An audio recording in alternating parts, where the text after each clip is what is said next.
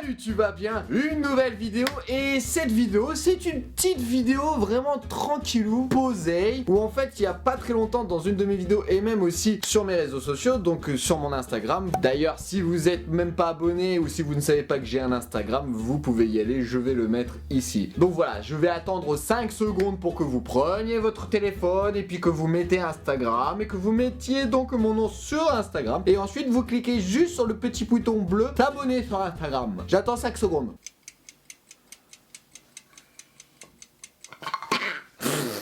Donc en fait ce qui va se passer, c'est que dans cette vidéo je me suis dit de faire une petite FAQ justement pour vous remercier vraiment des 1000 abonnés, d'avoir passé le cap des 1000 abonnés, et que vous me connaissez un petit peu mieux justement sur mon taf, en tant que directeur, animateur, voilà, une FAQ spéciale animation. Donc c'est pour ça que je vous ai demandé dans une de mes dernières vidéos de me poser vos questions dans les commentaires, mais également aussi sur mon Instagram. Et je remercie justement les personnes qui ont posé des questions. Donc bien sûr je n'ai pas reçu la masse de questions comme les vrais youtubeurs. Moi j'en ai une petite dizaine, et je remercie vraiment les personnes qui ont joué le jeu, qui ont posé les questions dans les commentaires. Première question qui vient de Alexandra Yotis. Pourquoi aimes-tu travailler dans l'animation? Aimer les enfants n'est pas une réponse.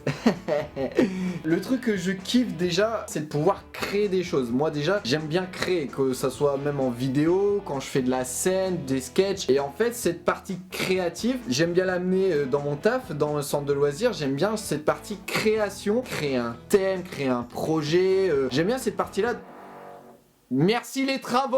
Depuis que j'ai commencé, plus les années sont passées, et en fait c'est là que je me suis rendu compte que tout ce que j'ai créé, que ça soit en termes d'activité, de grands jeux ou de projets d'animation, quand j'ai vu l'impact que ça a donné aux enfants selon le projet d'animation, et quand genre 3 ans plus tard on vient te voir en disant oh Valentin, c'était trop bien le thème que t'as fait là, machin, tu te souviens, il y a eu ça, il y a eu ça. Chaque jeu que tu amènes et chaque projet d'animation que tu fais a un objectif important, et quand tu vois que 2-3 ans plus tard cet objectif est toujours là et il est atteint, tu fais wow, mais c'est excellent. Il y a plein de trucs que je pourrais dire aussi, le relationnel, le contact que tu peux avoir avec eux, enfin, c'est super cool. Et le truc qui est super intéressant, c'est qu'au final chaque animateur a sa façon de faire, a son approche différente, a ses idées différentes. C'est super intéressant de travailler avec plein d'animateurs qui ont une vision totalement différente, et en fait une idée par-ci, une idée par-là, une idée par-ci, hop, et ça te fait, et tu mixes tout et ça peut te faire un bête de projet d'animation.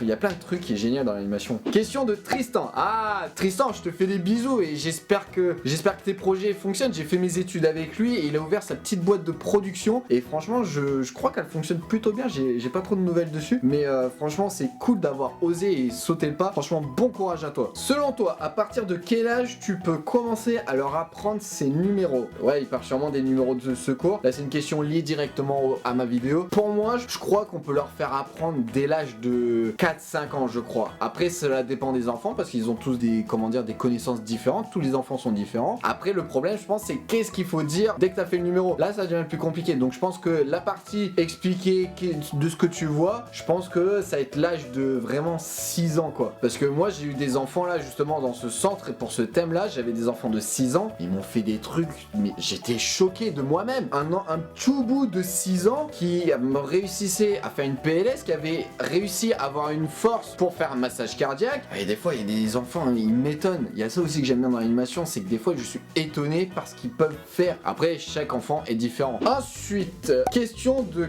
Kapotaku. À quel âge as-tu passé ton BAFA? Alors moi j'ai passé mon BAFA mais direct en fait. J'ai passé à l'âge de 17 ans, et ce qui est super intéressant c'est que tu peux le passer à n'importe quel âge. Autant 17 ans, 30 ans, 40 ans, et justement c'est ça qui est excellent, c'est ce mélange où au final tu veux dire qu'un jeune de 17 ans peut tellement apporter que à une personne qui a 40 ans, qui a une expérience de parent, de maman, de papa, ça apporte quelque chose pour le stage, et c'est ça qui est génial. Ensuite, question de Graven Développement, qui est une chaîne YouTube un peu programmation high-tech et tout, qui a dépassé les 100 000 abonnés, d'ailleurs que je le félicite, et qui me pose la question: 3 techniques pour un retour au calme rapide et efficace. Comment dire, c'est qu'en fait chaque animateur a vraiment une façon à lui d'avoir un retour au calme qui est assez différent par rapport à son expérience, par rapport à sa personnalité. Moi par exemple j'ai une voix qui porte assez quand même, et donc c'est sûr que quand je dis clairement bon c'était, là ça se calme tout de suite parce que j'ai une voix qui porte. Après moi j'ai des collègues qui ont une voix soit un peu plus calmes, un peu plus posés, mais qui ont leur propre technique à eux justement pour le retour au calme. J'ai une collègue qui met un chronomètre et puis en fait elle met un chronomètre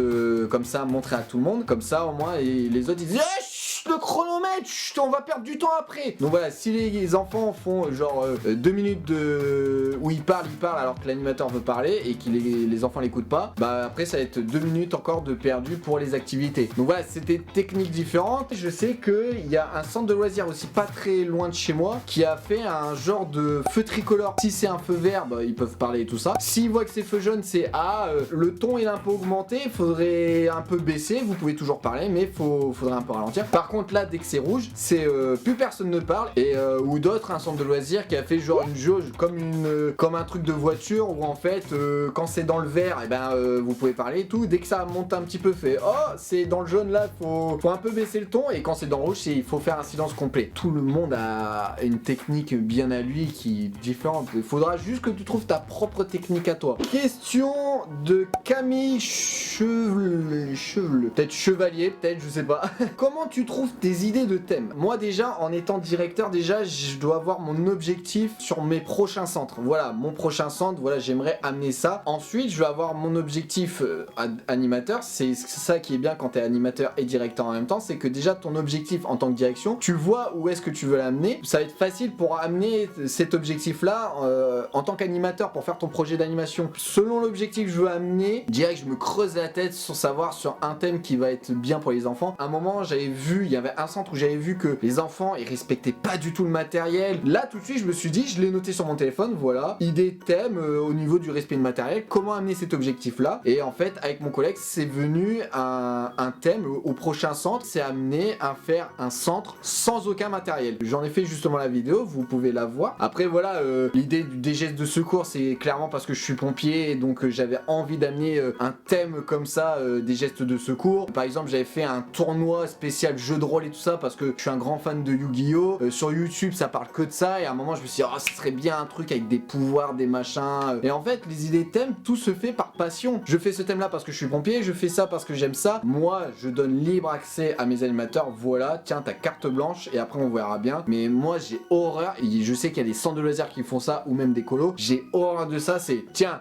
voilà, ça c'est ton planning, et t'as intérêt à me le respecter. Ça, j'aime pas ça du tout. Ensuite, comment tu es rentré dans l'animation? Déjà, faut se dire que quand j'étais plus jeune, j'étais un garçon très timide. Et en fait, le truc, c'est que ma mère, quand elle était plus jeune, était animatrice. Elle était animatrice de colo et elle a fait beaucoup de fois assistante sanitaire. Elle a repris une association d'animation. Elle est en tant que présidente. En fait, quand j'étais gosse, clairement, vu que c'était elle qui gérait, elle m'a amené à son centre de loisirs, quoi. Et un beau jour, mon frère a décidé de passer le BAFA, de tester, et ça lui a plu. De animateur, d'un coup, il est passé directeur adjoint. Et donc, en fait, à force de parler d'animation à la maison, etc., à un moment, je me suis dit, tiens, pourquoi pas tester? Sauf que, comme je vous l'ai dit tout à l'heure, j'étais très timide. Et un beau jour, je vous jure que c'est vrai, c'est la vérité. Je suis allé voir ma mère, mon frère qui était l'adjoint et le directeur de ce centre-là. Voilà, j'ai 15 ans, l'année prochaine j'en ai 16 et je voudrais bien travailler dans le centre de loisirs en tant que bénévole ou aide animateur. Et là, la réaction, ça a été, quoi? Toi? Dans l'animation? T'es sérieux? Je vous jure que c'est vrai. En fait, le directeur à ce moment-là, il m'a dit, écoute, y a pas de souci, on va tester. J'ai un groupe d'enfants qui part une semaine en camping à cet endroit-là. Tu pourras y aller, y a aucun souci. La seule condition, c'est que je veux une activité dans la journée et une veillée. Ils m'ont testé une semaine. L'année d'après, ils m'ont testé 2 mois. Après, ils m'ont testé sur chaque petite vacance. Et après, voilà, grâce à tout ça, donc ils m'ont payé le BAFA. Voilà. Et après, le truc c'est que c'était pas prévu que je passe mon BFD. Maintenant j'entame ma 10e année d'animation et ma 4e année de direction. Ensuite, prochaine question de Stéphane Brandes. Je sais pas comment on le dit, Brandes. Tu travailles dans un milieu associatif ou municipal? Veux-tu passer dans le milieu privé? Je travaille dans les deux, associatif et municipal. Je travaille surtout, on va dire, il y a une commune, je travaille pour la commune et en fait dans la commune on a créé une association, donc en clair ma mère qui a repris donc cette association. Il y avait une association communale, c'est elle la présidente. Donc je travaille pour une association ou l'association travaille pour la commune. Même si je suis engagé par l'association, j'ai des rendez-vous avec le maire du village en disant bah voilà, il y a eu tant de nombre d'enfants, tant de nombre de jours, machin, etc. Donc voilà, je dois faire des rapports à chaque centre de loisirs à peu près. Après, veux-tu passer dans le milieu privé? Alors là, clairement, je vais vous le dire, j'ai vraiment un cul entre deux chaises. Là, après, je me dis, j'ai 24 ans, ça va, mais j'ai vraiment le cul entre deux chaises parce que actuellement, j'habite sur Paris parce que je voulais découvrir autre chose, découvrir le milieu artistique.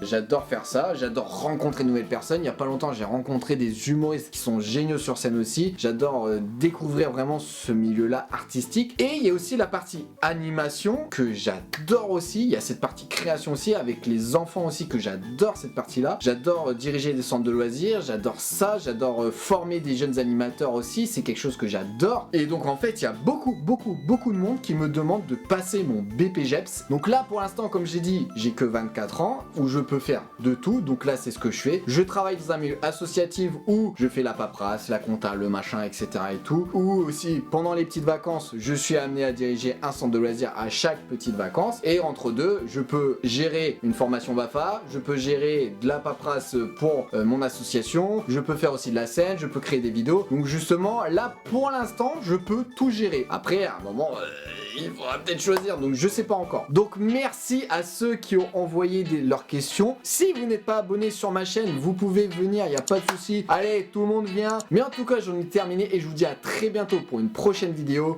Tchuss!